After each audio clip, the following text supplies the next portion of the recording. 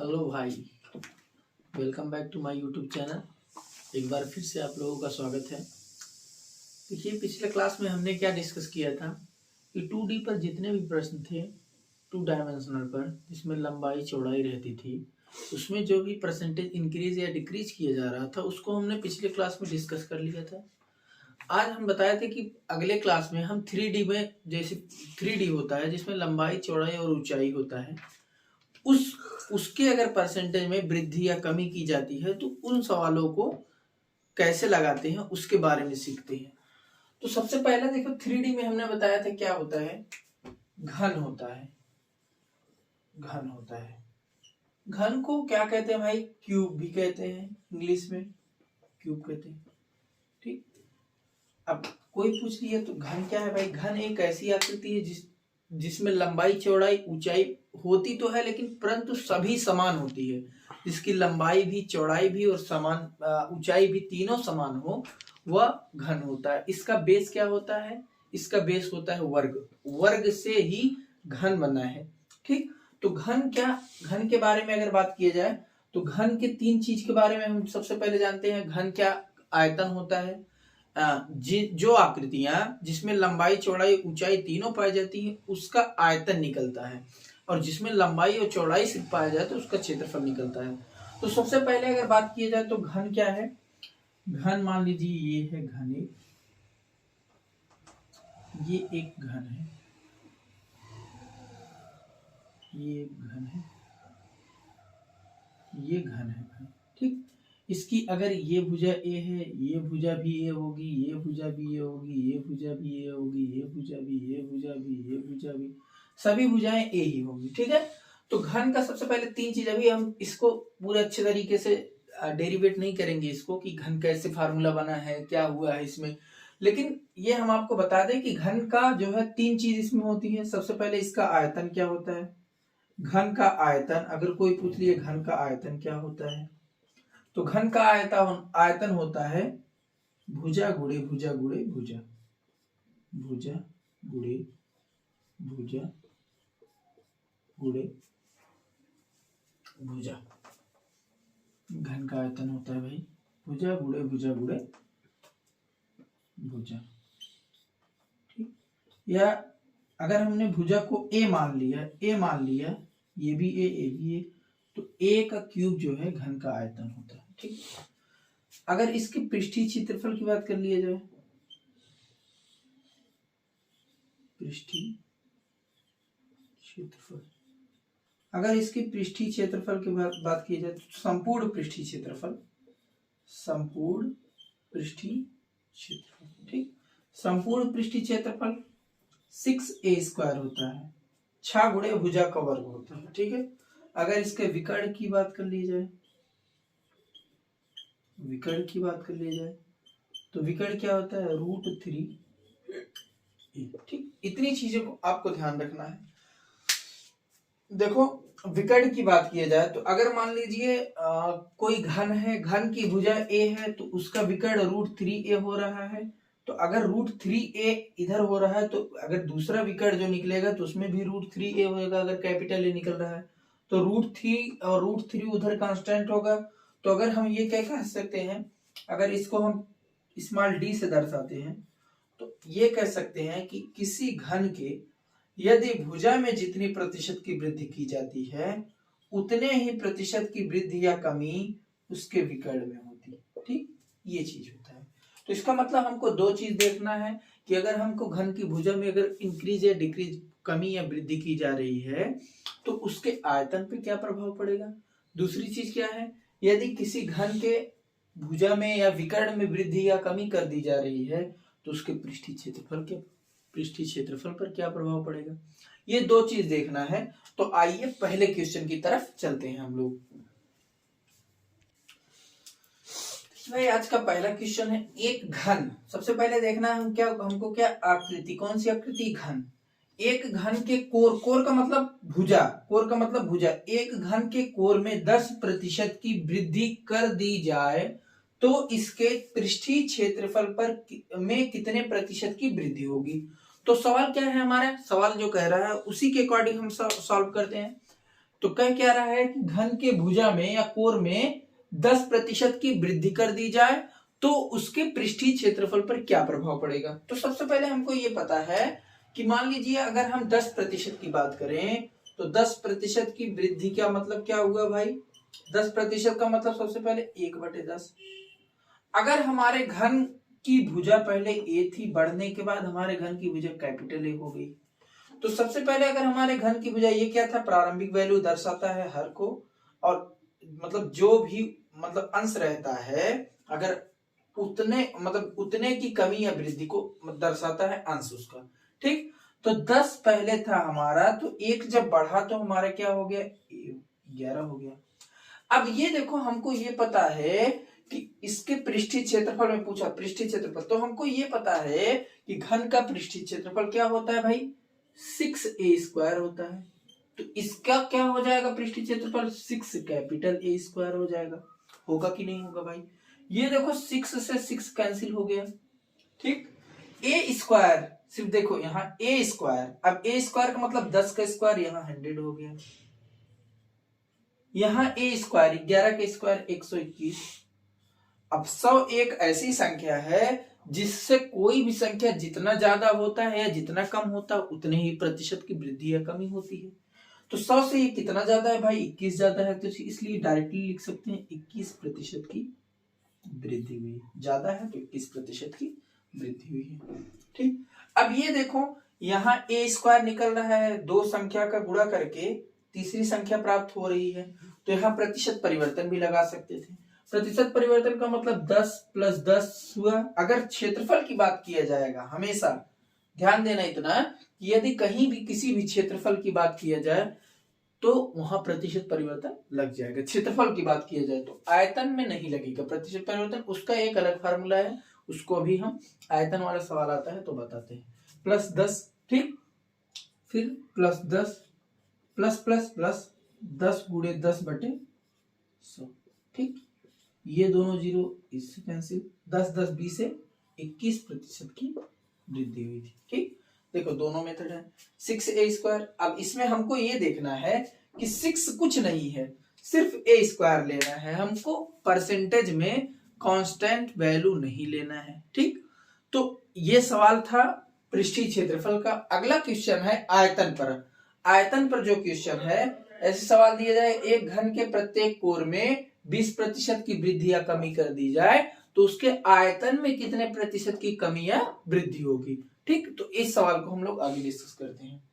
चलो देखिए दूसरा क्वेश्चन है भाई, दूसरा क्वेश्चन आज का है कि एक घन के प्रत्येक कोर में 20% की कमी कर दी जाए तो उसके आयतन में कितने प्रतिशत की कमी होगी, सवाल यही है आपका। ठीक है, तो अब देखो 20% का मतलब क्या होता है, 20% कम हो गया। ठीक, 20% कम होने का मतलब क्या हुआ कि कोई घन की भुजा जो है वो क्या थी कि 20% का मतलब सबसे पहले 1/5 होता है। ठीक, ये होता है कोई भुजा घन की थी 5, अब कम हो गई तो अब कितना हो गया भाई, 4 हो गया। ठीक, अब हमको ये पता है घन का आयतन क्या होता है, भुजा का क्यूब। ठीक, a का क्यूब, तो इसका भी आयतन क्या हो जाएगा, a का क्यूब। 5 का क्यूब कितना होता है भाई, 5 की घात 3, 5 का क्यूब 125। 4 का क्यूब कितना होता है भाई, 64, 64 होता है। अच्छा ये देखो कितने की कमी हो रही है, 61 की कमी हो रही है। कितने पे हो रही भाई, 125 पे हो रही है, इंटू 100%। ठीक, अब देखो 25 का 4 × 100 है, 25 का 5 × 100। ठीक, अब इसको देखेंगे 4 × 1 = 4, 4 × 6 = 24, 244/5। ठीक, या अगर दशमलव में निकालने जाएं इतने प्रतिशत हो जाएगा, ये इतने प्रतिशत हो जाएगा। या दशमलव में निकाले जाए तो 5 चौक 20, 4 फिर 5 8 40, फिर 5 8 40, 48.8% की कमी होगी उसके आयतन में। यदि किसी घन के प्रत्येक भुजा में 20% की कमी कर दी जाए तो उसके आयतन में कितने प्रतिशत, एक ये तरीका हो गया। दूसरा मान लीजिए ये हो गया 5, ये हो गया ए, ये हो गया कैपिटल ए। ठीक, पहले घन का आयतन मान ले रहे हैं कि ए था, तो पहले घन का आयतन 100 रहा होगा। ठीक, अब कम होने के बाद 20% की कम हो गई तो 80 हो गया। हमको ये पता है कि घन का आयतन भुजा का क्यूब होता है, तो इसी का 3 बार गुणा कर लीजिए, यहां से 80, फिर यहां से 80। ठीक, 1 2 3, 1 2 3, अब 2 का 5 यहाँ हो जाएगा, यहाँ हो जाएगा 4, फिर यहाँ जो है अगर हम 4 से इसको काटे तो 4 से ये 25 बार में कटेगा, तो 25 का 5 गुना 125, और इधर 8 का स्क्वायर कितना होता है 64, तो फिर वही आया कितना कि भाई 61/125 इंटू 100%। ठीक, अब इसको काटेंगे तो वही फिर आ जाएगा कितना, ये 4 बार में, ये 5 बार में, ये हो जाएगा 244/5%। इसका मतलब क्या हो जाएगा 48.8%। ठीक, दोनों तरीकों से अगर 100 मान के लगाना है तो 100 मान के भी लगा सकते हैं कि 100 से 20 कम हो रहा था तो 80 हो गया, और ये क्रिया कितनी बार हो जाएगा तो आयतन की बात पता चलेगी। घन था, आयतन की बात पता करने के लिए हमको पता है कि 3 बार अगर गुणा करेंगे तो ए क्यूब हो जाएगा, इसका भी 3 बार गुणा करेंगे तो ए क्यूब हो जाएगा, तो ये आयतन निकल जाएगा। ठीक, तो इस तरह के सवाल है। अगला हम लोग क्वेश्चन डिस्कस करते हैं। देखो घन जो है सेम सेम है, घन किसके सेम सेम है भाई, तो अगर कोई पूछेगा तो घन जो है, अब जैसे हम वहां डिस्कस कर रहे थे तो वृत्त रहता था, वर्ग रहता था, समबाहु त्रिभुज रहता था, ये तीनों फिगर समान थे। यहाँ क्या रहेगा, ये क्यूब है, क्यूब में क्यूब है, उसके बाद हम लोग कह दें गोला है, अर्धगोला है। ठीक, ये तीनों फिगर समान है। ठीक, तो अगला हम लोग गोले को डिस्कस करते हैं, गोला कैसे, गोले में प्रतिशत परिवर्तन कैसे होता है। ठीक, देखो भाई अगला फिगर क्या है हमारा, अगली आकृति है गोला। जैसे मान लीजिए एक क्वेश्चन आ रहा है, एक गोले की त्रिज्या में 20% की कमी कर दी जाए तो उसके आयतन में कितने प्रतिशत की कमी या वृद्धि होगी। तो सबसे पहले गोला की बात की जाए तो गोला देखो एक ऐसी आकृति है, गोला ये मान लीजिए जैसे वृत्त रहता था वैसे गोला है, गोला लेकिन गोला में क्या होता है, ये भारी होता है, और ये जो है इसमें 3D, ये 3D होता है। वो हमारे वृत्त में क्या रहता था पाई आर स्क्वायर, मतलब कहने का मतलब उसमें लंबाई चौड़ाई रहता था, और इसमें क्या होगा लंबाई चौड़ाई ऊंचाई तीनों होगा, और ये जो है पूरा भारा रहता है, ये पूरा भारी रहता है, तो ये गोला होता है। ठीक, अब इसमें हमको अभी डिस्कस ज्यादा नहीं करना है, सबसे पहले हम आते हैं इसके फार्मूला पे। क्या है सबसे पहले अगर बात की जाए तो गोले का आयतन क्या होता है, गोले का आयतन क्या होता है, आयतन क्या होता है। ठीक, गोले का आयतन भाई अगर कोई पूछ लिया तो गोले का आयतन होता है 4/3 pi R cube, pi R cube, 4/3 pi R cube. ठीक, अगर इसके पृष्ठीय क्षेत्रफल की बात कर लिया जाए, पृष्ठीय क्षेत्रफल 2 होता है, पृष्ठीय क्षेत्रफल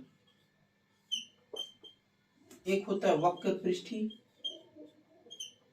एक होता है संपूर्ण, एक होता है संपूर्ण पृष्ठीय, संपूर्ण पृष्ठीय क्षेत्रफल। ये 3 चीजें इसमें होती हैं, इसी से क्वेश्चन बनता है।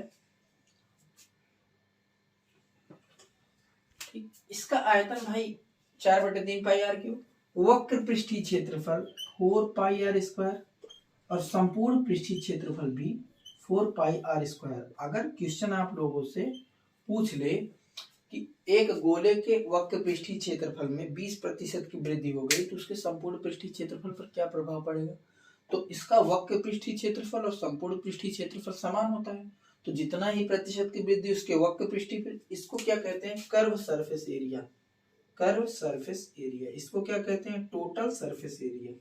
2 चीज होता है, अगर किसी गोले के कर्व सरफेस एरिया में जितने प्रतिशत की वृद्धि या कमी होगी उसके टोटल सरफेस एरिया में भी उतने प्रतिशत की वृद्धि या कमी होगी। ये चीज आप लोग नोट कर लीजिए।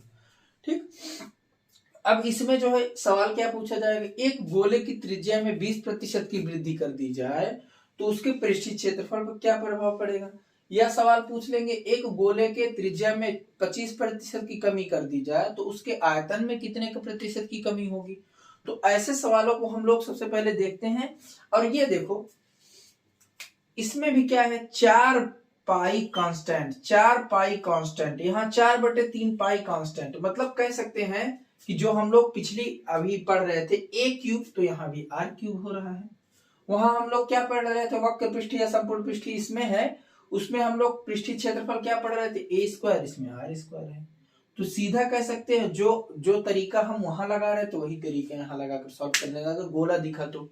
ठीक, अगला क्वेश्चन पर आते हैं। पहला क्वेश्चन आप लोगों का है और ये उसमें पूछेंगे हम वक्र पृष्ठीय क्षेत्रफल के बारे में, दिखाते हैं कैसे लगाते हैं उसको। देखो गोले का पहला क्वेश्चन है, यदि किसी गोले की त्रिज्या में 50% की वृद्धि कर दी जाए तो उसके पार्श्व पृष्ठीय क्षेत्रफल में कितने प्रतिशत की वृद्धि या कमी होगी। ठीक, तो अगर किसी गोले की त्रिज्या में 50% की वृद्धि कर दी जाए, सबसे पहले देखना है कि क्या है, फिगर गोला है, गोला है ना, उसकी त्रिज्या में क्या किया गया है, 50% की वृद्धि की जाए तो उसके पार्श्व पृष्ठीय क्षेत्रफल में, किसमें, पार्श्व पृष्ठीय क्षेत्रफल में कितने प्रतिशत की वृद्धि होगी। ठीक, तो दो तरीके से लगा सकते हैं। हम कहते कि क्षेत्रफल अगर कहीं दिखा तो प्रतिशत परिवर्तन लगा लीजिए, तो 50% की वृद्धि हो रही है तो +50, फिर +50, फिर +50 × 50/100, 50/50 100 और 5×5 25, 125% की वृद्धि चाहिए, ये तरीका लगाइए। दूसरा क्या है, 50% की वृद्धि का मतलब क्या होता है कि 50% की वृद्धि का मतलब 1/2, 50% का मतलब 1/2। किसी गोले की त्रिज्या अगर मान लीजिए स्मॉल r है, बढ़ने के बाद कैपिटल R हो गई, तो किसी की गोले की त्रिज्या यदि 2 थी तो बढ़ गई तो कितनी हो गई भाई, 3 हो गई। अब देखो पार्श्व पृष्ठीय क्षेत्रफल की बात किया जा रहा है, तो पार्श्व पृष्ठीय क्षेत्रफल क्या होता है कि हमको पता है कि ये 4 पाई r² होता है। अगर इसकी बात किया जाएगा तो ये क्या हो जाएगा, 4 पाई कैपिटल R² हो जाएगा।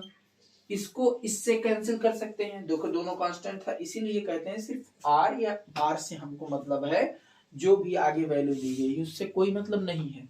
ठीक, तो अब 2 का स्क्वायर कितना होता है भाई 4, और 3 का स्क्वायर कितना होता है 9। अब देखो कितने की 4, 9 जो है 4 से कितना अधिक है भाई, 5 अधिक है, और ये कितने प्रारंभिक वैल्यू पे हमेशा वृद्धि होती है। अच्छा ये बताओ 1/4 होता है 20%, तो 5/4 कितना हो जाएगा, मान लीजिए ऐसा, इसको 100 से मल्टीप्लाई करा देते हैं 10% से, तो ये हो जाएगा 25, और 25 का 5 गुना 125% की वृद्धि है। ठीक, दो मेथड हो गया। अगर चाहे तो ऐसे भी लगा सकते थे, R था, ये कैपिटल R था, ठीक है, पहले R था 100%, बढ़ने के बाद कितना हो गया 150%, ठीक 150 हो गया। इसको इससे काटिए, इसको इससे काटिए, 2 × 5 = 10, 2 3 5 दूनी 10, 5 × 15, फिर r² करेंगे, r² यहाँ करेंगे तो 4 और 9 आ जाएगा, यही रिपीट हो जाएगा। इससे लगाने की कोशिश ज्यादा कीजिए, क्योंकि अगर इससे लगाएंगे तो आपको जो फ्रैक्शनल वैल्यू बताए हैं वो याद हो जाएगी। अभी तो मान लीजिए क्वेश्चन में ऐसे आ रहा है, अभी आ जाता 83 से ही 1/2 3% की वृद्धि हो गई, 16 से ही 1/6% की वृद्धि हो गई, तो आप लोग ये नहीं लगा पाते, उसमें कंफ्यूजन, कैलकुलेशन बहुत बड़े हो जाएंगे। तो तब ये काम आएगा कि आपको फ्रैक्शनल वैल्यू याद है तो आप लोग उसको लगा सकते हैं। ठीक है, अगला क्वेश्चन हम उसी टाइप का देते हैं, अब देखते हैं क्या बनता है। ठीक, देखो सेम अगला क्वेश्चन उसी टाइप का जैसे हम बता रहे थे, यदि किसी गोले के, सबसे पहले देखना है गोले की त्रिज्या में, अब देखो यहाँ आ गया 11.11% की कमी कर दी जाए, 11.11% की कमी कर दी जाए तो उसके आयतन में कितने प्रतिशत की कमी होगी। अब देखो प्रतिशत परिवर्तन लगाकर देखते हैं भाई क्या होता है।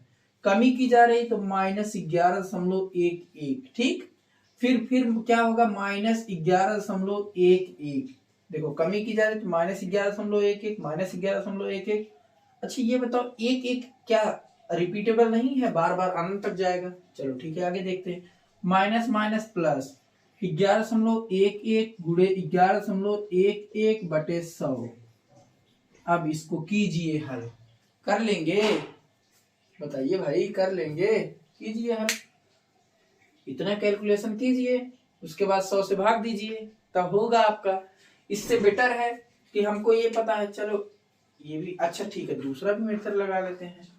कमी की जा रही 11.11 की, ठीक, 11.11 की क्या की जा रही कमी? तो कोई संख्या 100 थी, कोई संख्या 100 थी, 11.11 की जब कमी की जाने लगी तो ये कितना हो जाएगा? 88.89 हो जाएगा। ठीक, अब आयतन निकालना है, इसका 3 बार कीजिए, इसका 3 बार कीजिए, तो फिर भी कैलकुलेशन बढ़ रही है। बढ़ रही नहीं भाई? तो इससे बेटर है कि हम लोग फ्रैक्शनल वैल्यू यूज करें। 11.11% का भिन्नात्मक मान कितना होता है उसको यूज करें, उसको भिन्न में कन्वर्ट करके लगाएं। तो हमने बताया था कि 11.11% है की कमी हो रही ना, 11.11% की कमी हो रही है। तो हमने बताया था कि ये क्या होता है, अपने आप में 1/9 होता है। 1/9 का मान कितना होता है? 11.11। तो अगर मान लीजिए किसी गोले की त्रिज्या स्मॉल आर थी, कम होने के बाद ये कैपिटल आर हो गई। तो ये जो है, किसी गोले की त्रिज्या अगर 9 थी तो गोले की त्रिज्या अब कितनी हो गई भाई? 8 हो गई। ठीक, समझ में आया कितना? अब देखो, इसका पावर 3 कर लेते हैं, इसका पावर 3 कर लेते हैं, तो ये हो जाएगा r3, ये भी हो जाएगा r3। अब क्या होता है? 4/3 पाई r3 होता है कि नहीं? 4/3 पाई, यहाँ 4/3 पाई r3 यहाँ होता है। ठीक है, ये क्या होता है? गोले का आयतन होता है, लेकिन 4/3 पाई, 4/3 पाई तो कांस्टेंट है, इसको कैंसिल करो, इसलिए डायरेक्टली हमने r3 कर लिया। और 9 का क्यूब कितना होता है भाई? 729 होता है। 8 का क्यूब कितना होता है भाई? 512 होता है। अब देखो, 729 ज्यादा है, 512 कम है, तो कितना कम है?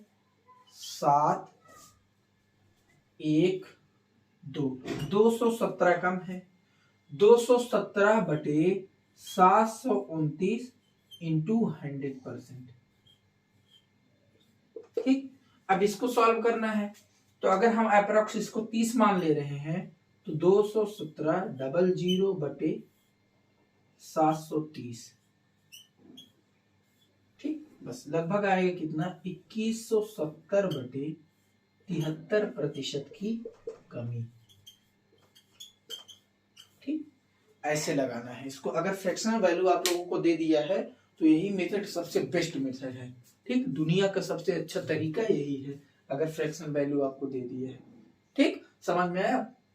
अब देखो, एक ऐसे सवाल भी आते हैं, यदि गोले की त्रिज्या पहले 5 थी, अब 7 हो गई, तो उसके आयतन में कितने प्रतिशत की वृद्धि होगी या कमी होगी? ठीक है, तो अब देखते हैं ऐसे सवालों को जो इस तरह से पूछे जाते हैं। और अगर फ्रैक्शनल वैल्यू कोई भी, अभी मान लीजिए यहाँ आता क्या, अगर मान लीजिए आ जाता है 14 सही 2/7% आ जाता है, तो हमको ये पता है 14 सही 2/7% 1/7 होता है। अगर कमी हुई है तो 7 रहा होगा पहले, अब त्रिज्या 6 हो गई होगी, तो इसका क्यूब आयतन निकल गया।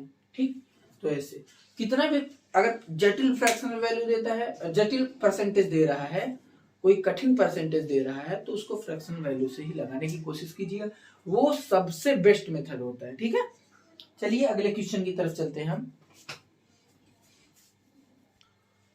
देखो भाई, अगला क्वेश्चन है, एक गोलाकार, सबसे पहले देखना क्या है? गोलाकार गुब्बारे में हवा भरकर उसकी त्रिज्या को 3.5 सेंटीमीटर से 4.9 सेंटीमीटर तक बढ़ाया जाता है।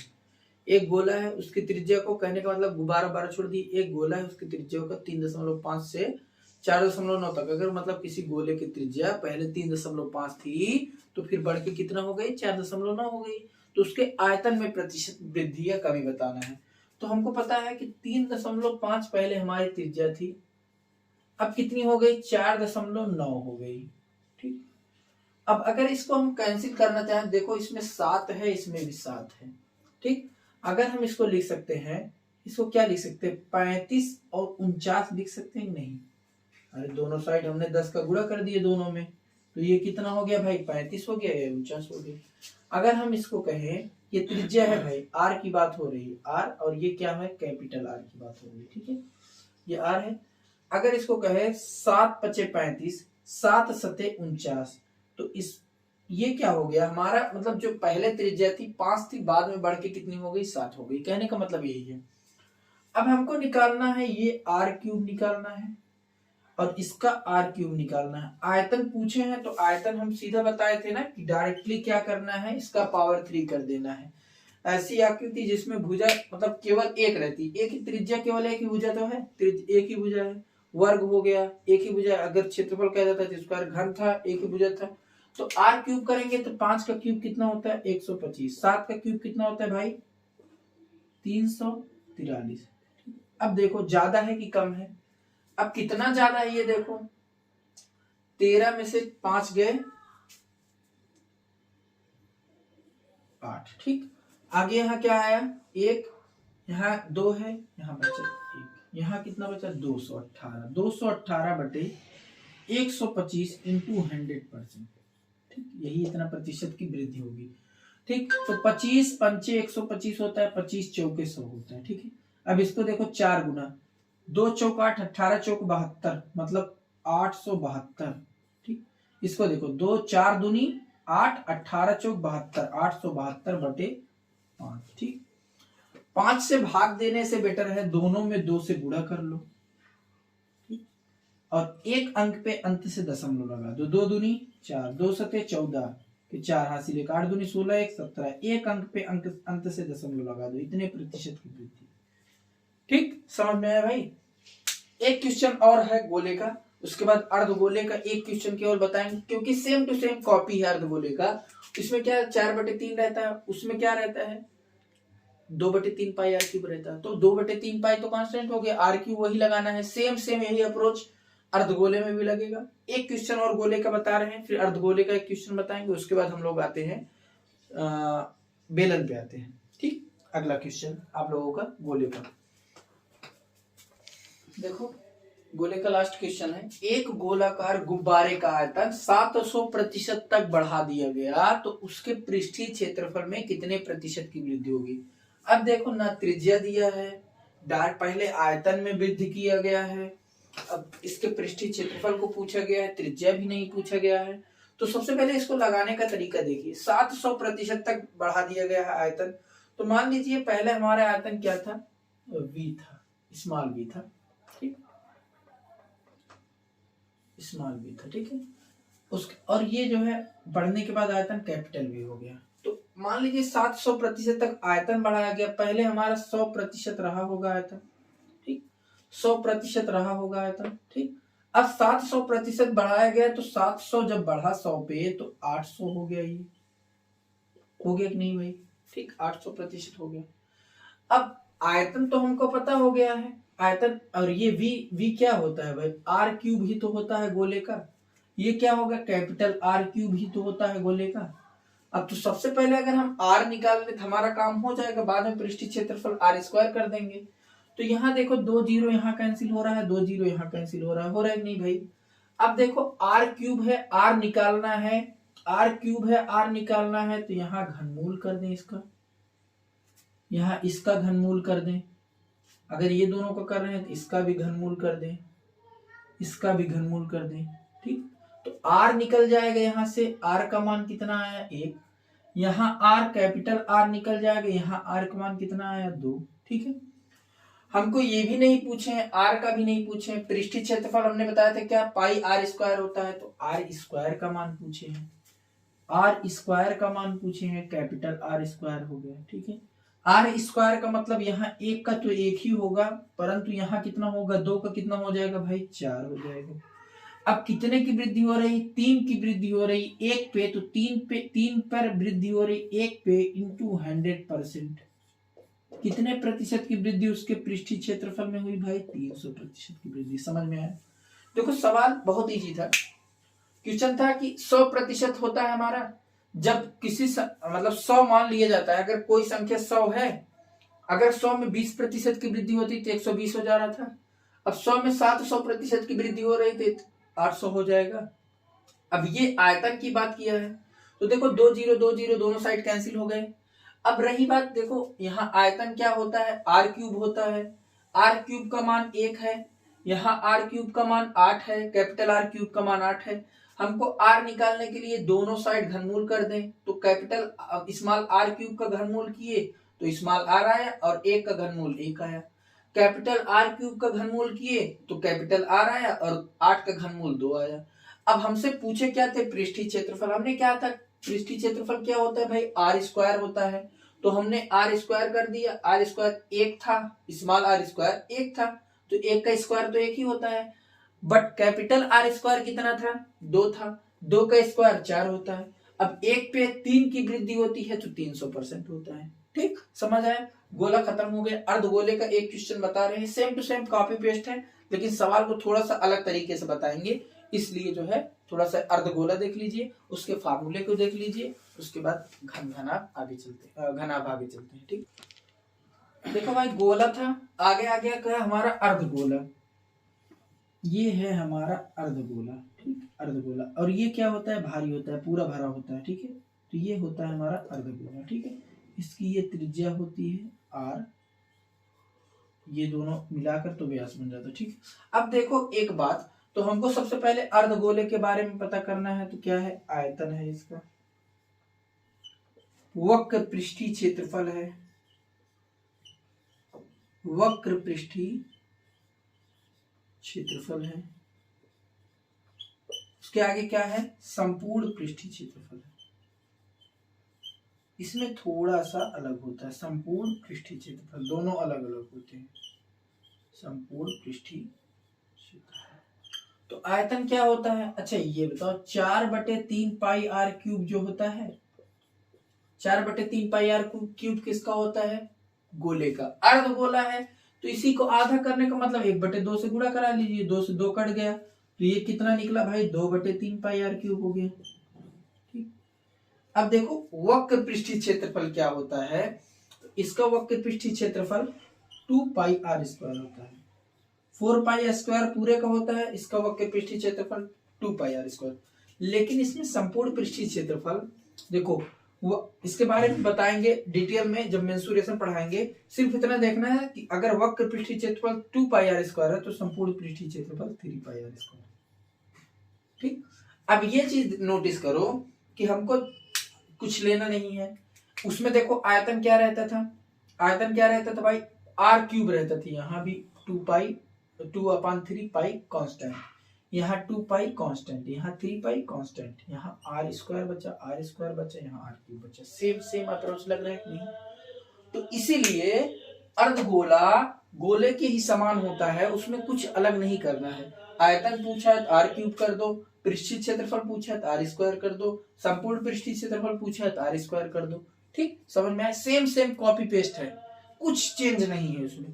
ठीक, एक क्वेश्चन देख लेते हैं इसका, आगे चलते हैं अगले टॉपिक पे। देखो भाई अर्धगोले का पहला क्वेश्चन है, और अर्धगोले में एक ही क्वेश्चन बताएंगे। इसको देखो, एक अर्धगोला, सबसे पहले देखना क्या गोला, अर्धगोला है कि त्रिज्या में 33.33% की वृद्धि की जाए तो उसके आयतन में कितने प्रतिशत की वृद्धि की जाए। अब 33.33% देखने के बाद वृद्धि की जा रही है, तो सीधा कह सकते हैं 33.33% का मतलब क्या होता है भाई, 1/3 होता है। 33.33% का मतलब 1/3 होता है, पहले ही क्लास में हमने बताया था आपको। अब देखो किसी गोले की त्रिज्या अगर मतलब पहले मान लो स्मॉल आर थी, अब कैपिटल आर हो गई। किसी गोले की त्रिज्या अगर 3 थी तो अब क्या हो गया, 1 की वृद्धि उस पर हुई, तो अब गोले की त्रिज्या कितना हो गया, 4 हो गया। अब हमने क्या कहा था कि अर्धगोले का आयतन कितना होता है भाई, 2/3 पाई स्मॉल आर क्यूब इसका होगा। अब इसका क्या होगा, 2/3 पाई कैपिटल आर क्यूब इसका होगा। ठीक, 2/3 पाई, 2/3 पाई कांस्टेंट, दोनों साइड कट जाएगा। अब देखो आर क्यूब यहाँ बचा, तो आर क्यूब का मान कितना, 3 त्रिक 9 त्रिक 27। ठीक, अब देखो अब इसका मान कितना होगा भाई, स्मॉल आर क्यूब का मान कितना 27 और कैपिटल आर क्यूब का मान 4 का क्यूब 64। कितना ज्यादा है भाई, 37 ज्यादा है, 37/27 इंटू 100%। ठीक, तो कहने का मतलब क्या है कि 3700/27% इसका मान लगभग। ठीक,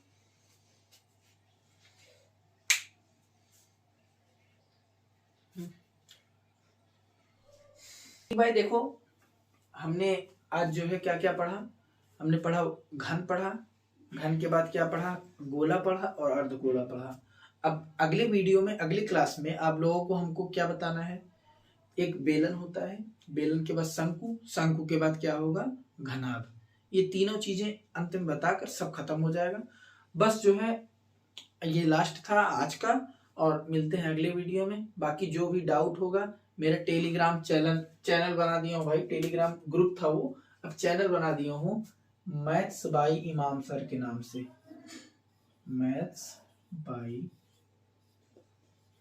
इमाम सर।